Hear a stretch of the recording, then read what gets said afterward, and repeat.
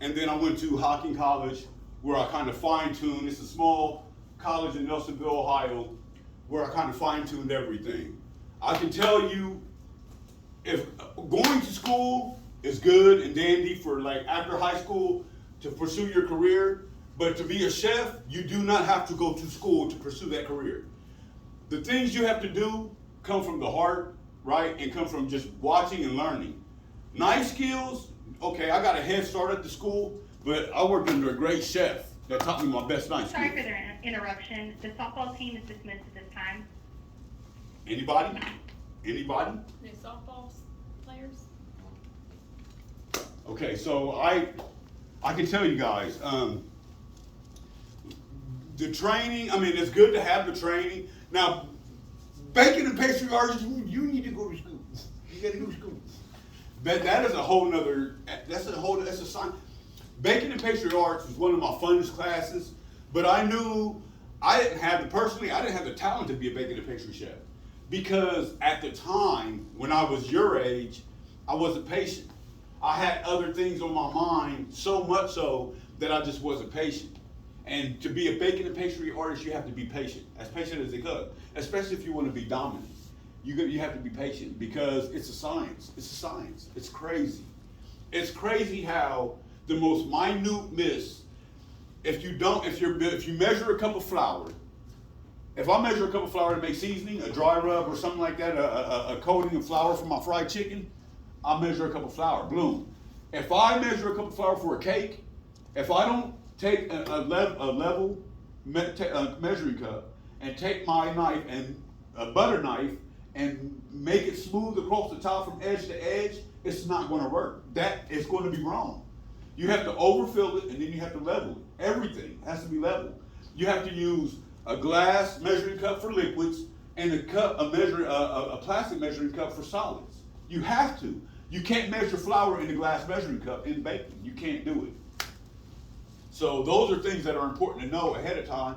So when you go to practicing and stuff like that, you don't feel so defeated. Because if you do that, you'll get defeated early, and then that might take away your passion. But also remember trial and error.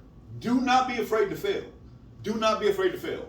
Failure, I can tell you, I failed for 20-something years. And I've always been a decent cook. And I can tell you, as much as I failed and as much as I tried, and even when I was cooking for those famous people, one day, last year or a year and a half ago, I woke up and I decided that I was just another person, culinary wise. I decided that I was not the person I was the day before, and I decided that something clicked inside of me that made me feel like a robot in the kitchen. Like when I go in the kitchen now, it's effortless. Like, and when I create something, I talk to Mr. God. I'm like, did I do that? Like, and Mr. God usually confirms, you did, my son. You did. So. That's good. So, any more questions? Kind of just a random one, but Yeah. what would the largest clientele you've tackled is? Okay, so at your catering company. well, at my catering company, my largest clientele would be you, or you, or you. You.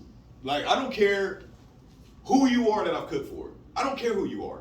I care about the people of Sauter County. I feel like we get a bum rap. I feel like we're pitted school against school, person against person, a class against class, social status against social status. And if I went to school with you, if I went to school with any one of you, I would know every one of your name, every one of them. When you see me 20 years later, I call you by your name in Kroger's, because I care about you.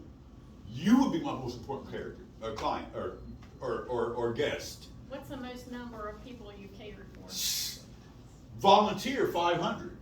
When I came down here, I volunteered the Celebrity Chef event just so I could raise money for the summer outreach program and support the counseling centers, because I have my heart is with people of addiction that battle with addiction and children of that, right, of that battle. So I have taken a great pride. But to do that was costly mentally and physically, because it's volunteer. So I had to create this menu with a team of people, and we would create the menu. I would mostly create the menu, and we would put it together around that menu, and we would feed 500 people as a fundraiser. So you would have to motivate yourself to cook for free and then to feed that many people, and it took a year of planning. So it was very hard, but it was very worthwhile.